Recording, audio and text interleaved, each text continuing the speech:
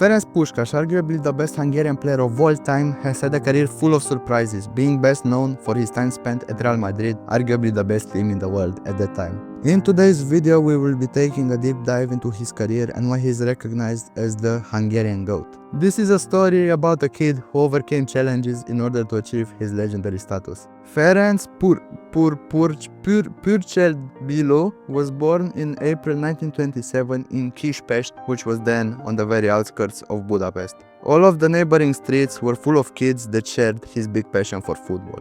Everyone was really poor and could not buy toys, so football brought immense joy and gave them something to do to occupy time. Some were so poor in fact that they used inflated pig bladders as footballs. As the late Puskas recalls, he started kicking a football at the ripe age of 9 to 10 months when he was just learning to walk and stand up. When he was 3, he could run and actually play the game. His sister Eva often wanted to play with Ferenc and his friends, but she was not allowed, because she was a woman and women belong in the kitchen. I am joking, of course, let that be known. Things were not all sunshine though. Being in the early 1930s came with a cost. There were no stadiums where Puskas could play, but there were a lot of building sites because of the fast and forced modernization. So, they played barefoot on any sandy patch they could find. But then, tragedy struck. In a shocking turn of events, Puskas was only at the ripe age of 12 when World War II started. At that time, as you guessed, he was just a little kid, walking through the rubbles of his deformed city, being forced to trade his own clothes for a little bit of flour and water in order to make bread and survive every day.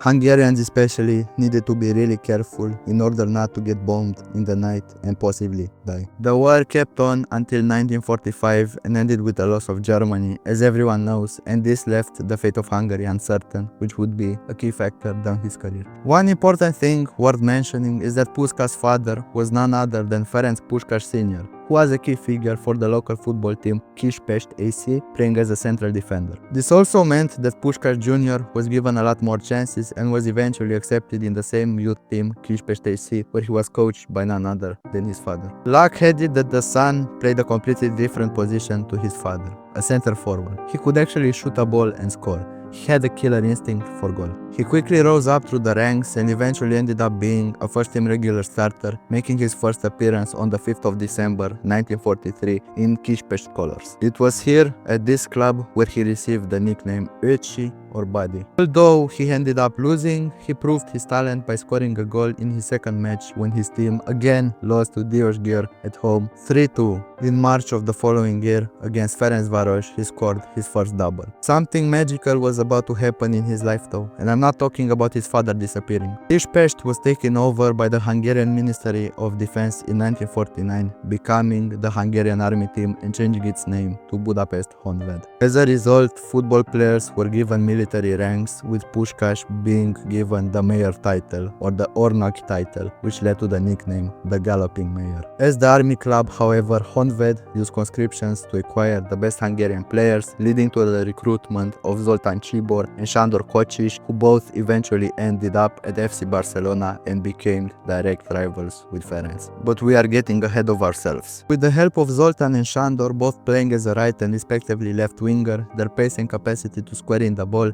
helped Puskas score a lot more powerful shots and insane goals. And with goals came wins, and with wins came titles. They also came, but that's not part of the story. Ferenc helped the club win 5 Hungarian league titles and also finished as a top goal scorer in the league. I can't remember the years because there are so many, so I'll put it up on screen for you to see. But it all culminated in 1948 when he was the top goal scorer in Europe as a whole. You cannot mention this GOAT without talking about the golden generation of Hungary. Puskas made his debut for the Hungarian national team on 20th August 1945 and scored once in a 5-2 win over Austria. Ever since then, he was indispensable and was a key figure in the national team. He went on to play 85 games and scored 85 times for Hungary. Along with Zoltán Csibor, Sándor Kocsis, Josef Bostic and Nando Hidegkuti, he formed the core of the golden team that was living the dream, being unbeaten for 32 consecutive games. During this run, they shockingly became Olympic champions in 1952, beating Yugoslavia 2-0 in the final that took place in Helsinki. It was indeed as cold as Cold Palmer. The Magyars scored 4 times at the Olympic tournament, also netting the opening goal in the final. Following year, in 1953, they also won the Central European International Cup, topping the table with 11 points. The GOAT also played the full 1954 World Cup final against West Germany while being injured.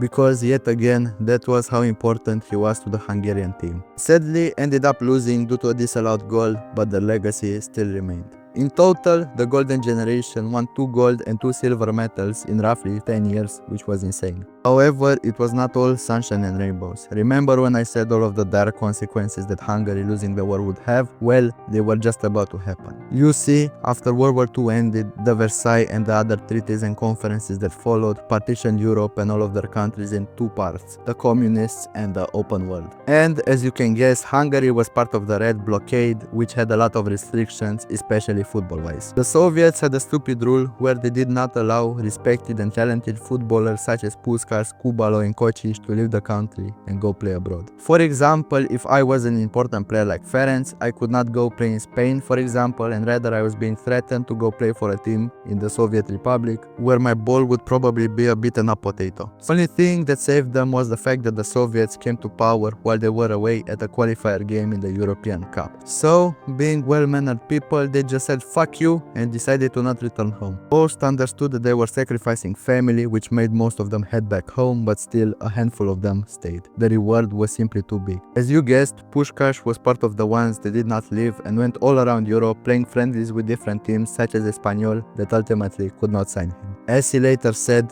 we went by coach to Vienna. At the Austrian border, some folks did a double take as the papers had reported me dead. The Honvéd party left Vienna for Germany, where we played a couple of friendly matches, principally to raise some ready cash. We were later told we all had to come back in Hungary right away to face various punishments, the most severe being reserved for me as a team captain. I was to be banned from playing football for 18 months. At that stage, I was already 30 years old, so I felt the ban was a virtual death sentence for my career. The Soviets, on the other hand, being really butthurt, decided to get FIFA involved.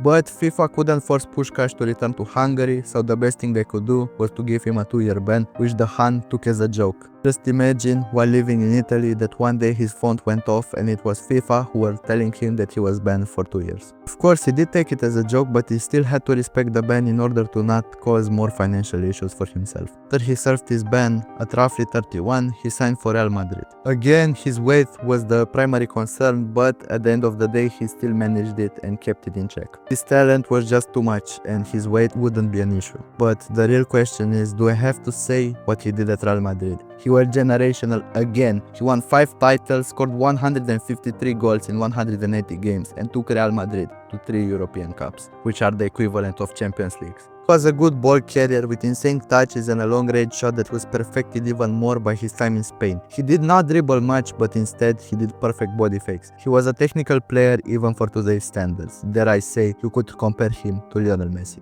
All of the above also gave him the opportunity to play for the Spanish national team in the 1962 World Cup. He was nicknamed the Powerful Shot.